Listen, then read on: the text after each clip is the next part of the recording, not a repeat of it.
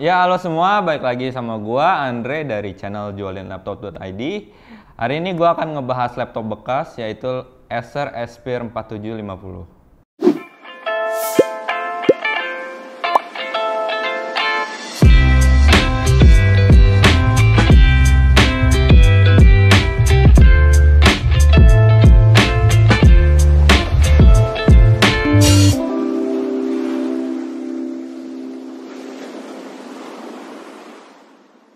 Ya, di depan gue udah ada laptopnya, Acer Aspire 4750. Desain Acer Aspire 4750 ini terlihat simple, namun elegan, dengan bodi berbalut plastik ya.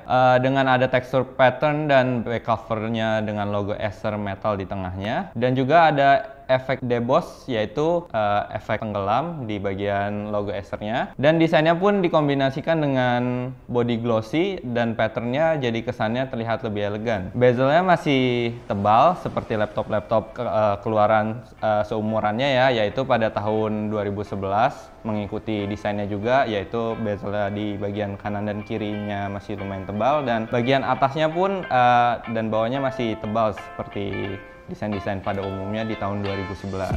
Ya, untuk baterai Acer Aspire 4750 ini berkapasitas 6 sel dan masih bisa di removable, yang artinya masih bisa dilepas pasang dengan gampang. Untuk pemakaian normal, Acer Aspire 4750 ini dapat bertahan sekitar 5-6 jaman lah ya. Dan kondisi bodinya pun masih dibilang cukup oke untuk laptop keluaran tahun 2011 ini. Mungkin ada tanda-tanda pemakaian dan seperti den-den kecil di sudut-sudut laptopnya, dan di bagian layarnya pun masih oke lah ya. Keyboardnya oke, nggak ada yang pudar.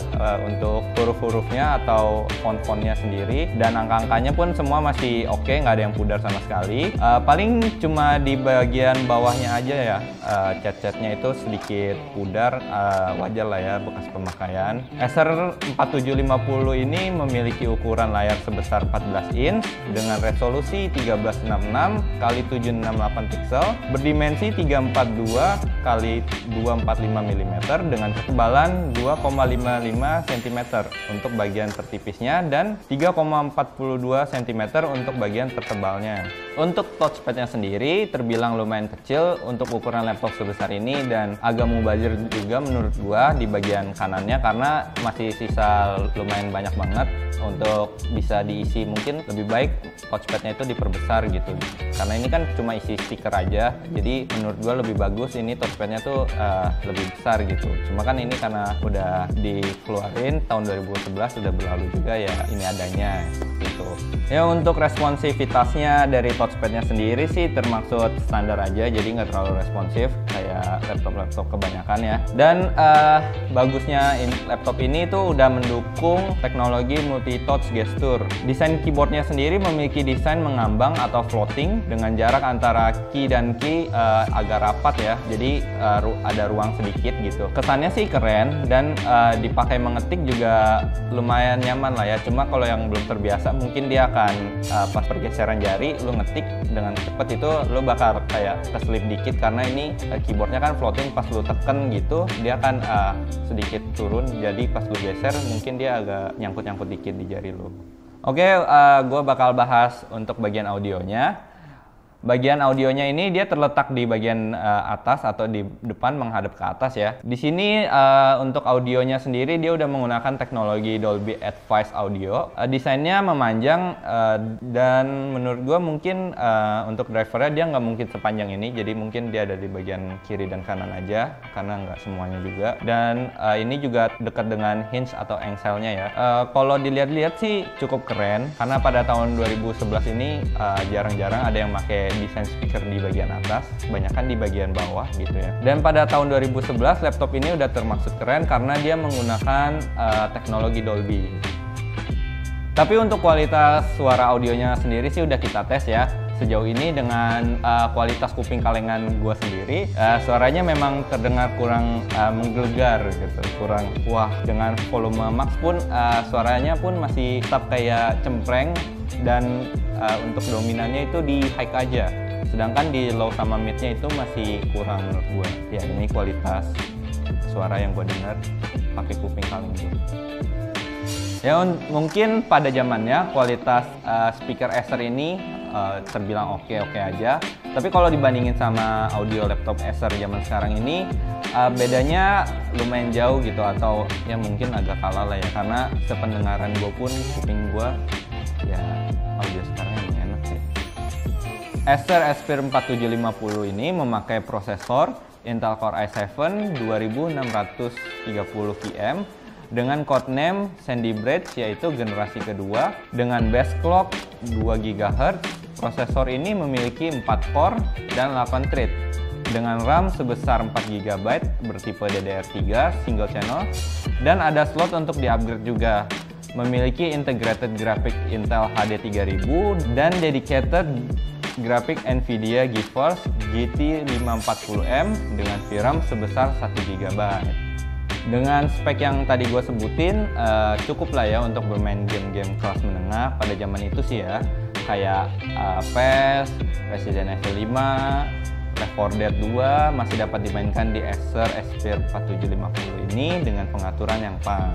Mempunyai penyimpanan harddisk sebesar 500 GB dengan kecepatan 5400 rpm. Pada zaman 2011, harddisk sebesar 500 GB itu udah lumayan gede lah ya. Dan juga untuk kecepatannya sendiri udah lumayan lah.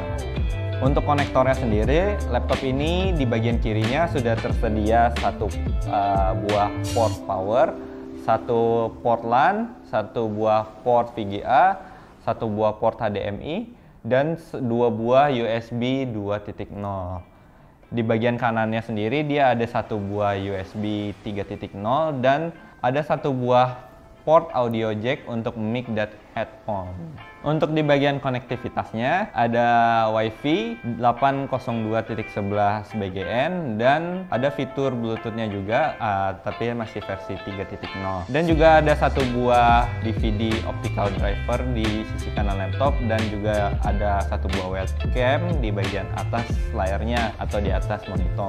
Untuk sistem operasinya sih Acer Aspire 4750 ini sudah di-upgrade ke Windows 10 ya. Tapi kalau aslinya dia menggunakan Windows 7 karena di tahun 2020 ini dia Windows 7 itu udah nggak dapat upgrade lagi, jadi harus dipaksa upgrade ke Windows 10. Jadi kita udah menggunakan Windows 10. Ya untuk kelebihannya sendiri, untuk multitasking masih oke banget, atau bisa dibilang masih memadai banget lah ya. Untuk menonton film juga di pixel full HD masih bisa atau terbilang cukup lah ya. Dan juga untuk desain 2D masih bisa banget, seperti menggunakan Photoshop itu masih oke banget di laptop ini. Dan mengedit audio juga masih bisa banget ya. Untuk mengedit video dengan aplikasi Adobe Premiere, mungkin dengan bantuan grafis Nvidia GeForce GT 540M ini masih terbilang cukup lah ya. Cukup karena dengan bantuan Nvidia yang segitu dia ya oke aja lah untuk ngedit video, cuma nggak lancar-lancar banget, mungkin di bagian renderingnya agak lama.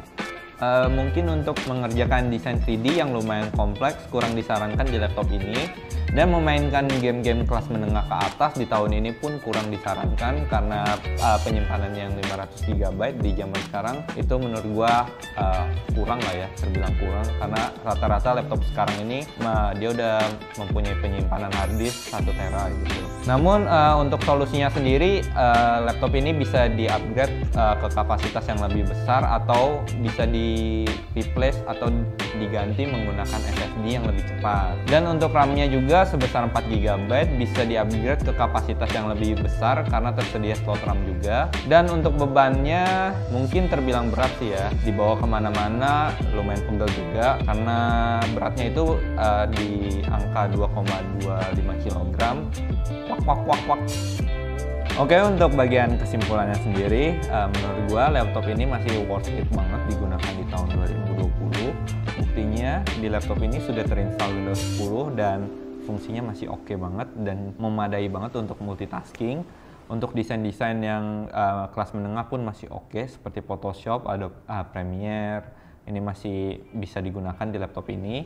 Dan mungkin menurut gua untuk laptop dengan penyimpanan dan spek yang segini, keluaran tahun 2012, di tahun ini mungkin lebih gue saranin untuk para pelajar ya, seperti anak SD atau SMP yang penggunaannya tidak terlalu high atau tidak terlalu berat gitu, seperti cuma menggunakan Word atau yang mau belajar-belajar desain, belajar-belajar edit video, ini masih recommended banget. Dan yang udah punya laptop ini pun gak usah buru-buru di upgrade ke yang lebih bagus, karena kalau menurut gue ini masih bisa di upgrade. Lu tinggal upgrade aja laptop lu bawa ke tempat laptop atau toko komputer, lu minta installin Windows yang terbaru dan aplikasi-aplikasi terbaru, dan ya buktinya ini masih bisa berjalan dengan lancar. Jadi nggak usah buru-buru upgrade laptop lu. Ya, untuk harganya sendiri laptop ini bisa lu dapetin di range 3-4 jutaan. Tapi ini udah masuk laptop bekas ya, jadi sudah termasuk laptop masuknya ke keadaan bekas gitu pemakaian. Dan juga gue ingetin lagi, karena laptop ini bekas, jadi lu bisa dapetin harga sesuai dengan kondisinya, tergantung dia ada lecetnya, dennya, atau ada kekurangan di sisi apa, harganya tergantung pada kondisi laptopnya. Oke, sekian review laptop bekas Acer Aspire 4750 hari ini. Jangan lupa di-share ke teman-teman kalian, ke keluarga, kerabat, ke siapapun sebanyak-banyaknya. Untuk pengguna laptop ini di tahun sekarang juga coba di komen ya, masih gimana, masih worth atau enggak. Ditaruh komennya di bawah. Jangan lupa like, comment, dan subscribe. Ketemu lagi sama gue next week. Bye.